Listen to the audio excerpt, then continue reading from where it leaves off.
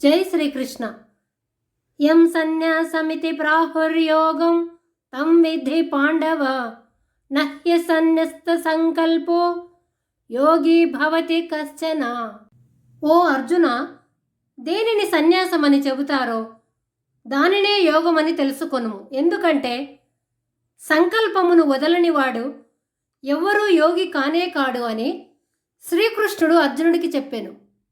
జ్ఞానయోగి ఆత్మానాత్మ వివేచనచే చూస్తున్న విషయాలను, విన్న విషయాలను గురించిన ఆలోచనలు విడిచిపెట్టి ఆత్మయందే దృష్టిని స్థిరంగా నిలుపుతాడు. కర్మయోగి ఏ కార్యం చేసినా నేనే చేస్తున్నానని అనుకోకుండా, ఫలితంపై ఆశ లేకుండా, నేను నాది అనుకోకుండా ఈశ్వరార్పణ బుద్ధితో కర్మలను చేస్తాడు. ధ్యానయోగి బయట కనబడుతున్న విషయాలను విడిచిపెట్టి అంతర్ముఖుడై పరమాత్మను ధ్యానిస్తూ ఉంటాడు. భక్తి యోగి దైవం యందే ఇష్టం కలిగి ప్రపంచంలోనున్న విషయాలపై ఇష్టం లేకుండా ఉంటాడు.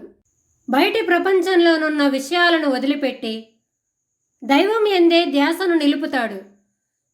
ఈ విధంగా అన్ని యోగములలో బయటి ప్రపంచంలోనున్న అన్ని విషయాలను మనస్సులో విడిచిపెట్టి దైవం యందే ధ్యాసను నిలపాలని చెప్పడమైనది.